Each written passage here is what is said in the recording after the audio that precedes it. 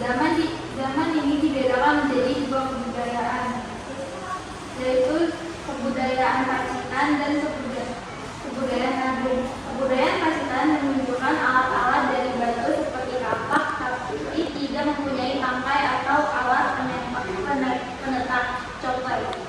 Alat ini digunakan dengan cara digenggam dengan tangan. Alat-alat tersebut masih memiliki permukaan yang sangat kasar. Pada kebudayaan Nagong banyak didapatkan alat dari tulang selain kapak genggam dari batu.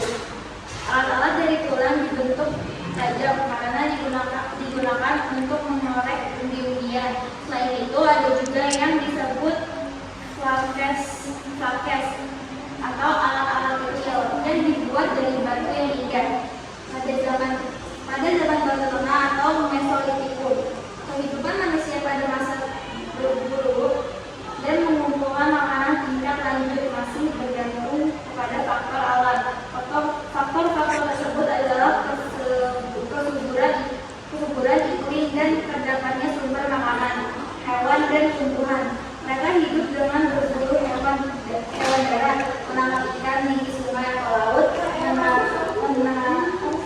mencari kerang-kerangan di tepi pantai dan mengumpulkan undi-undian, buah-buahan serta daun-daunan.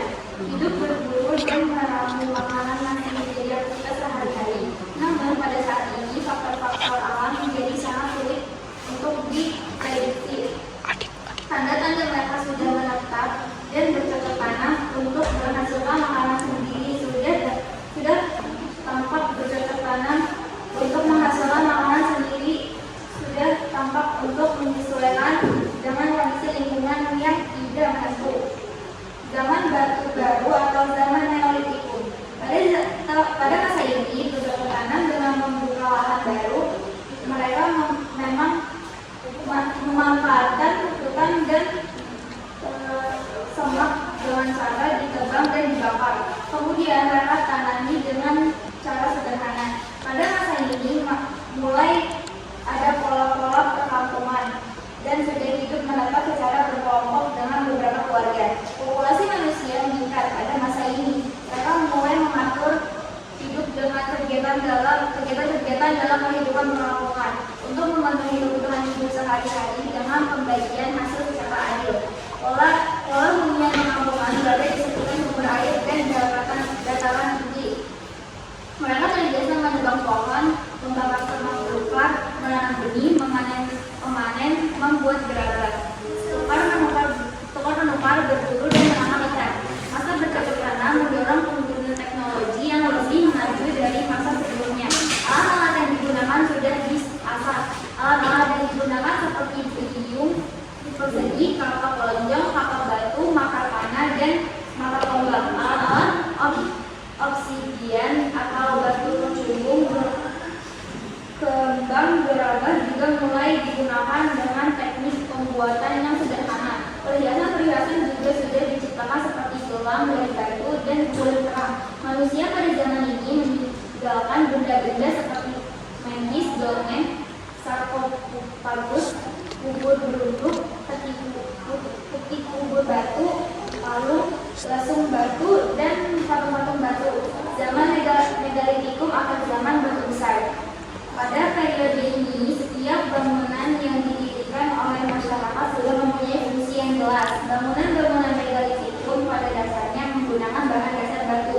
Meskipun demikian, manusia pada masa tersebut tidak ikut serta meninggalkan peralatan batu yang mereka sempat gunakan dahulu.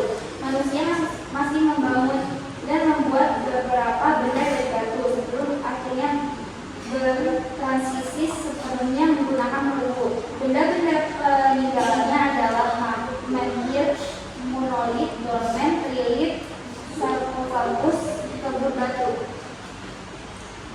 Bagaimana proses pembuatan begitu? Zaman Al-Firu atau zaman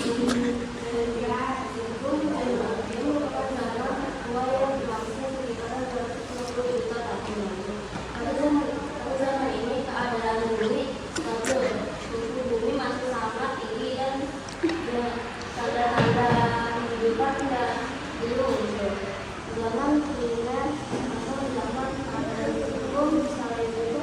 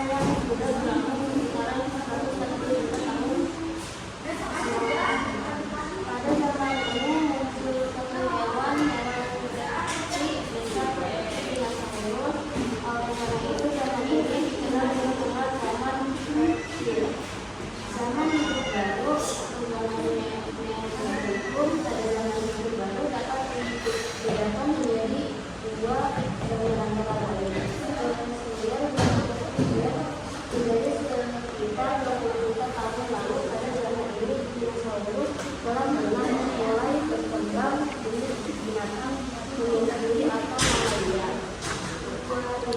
Ya, zaman kolonial mulai terdapat tanda kehidupan manusia pada zaman ini, merupakan zaman terpenting bagi aktivitas manusia. 3. Bagaimana makhluk hidup dapat muncul satu, zaman dinding oleh hukum atau zaman hidup.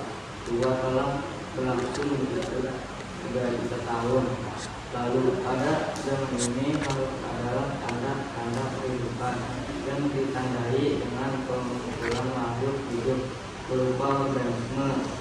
Satu contohnya adalah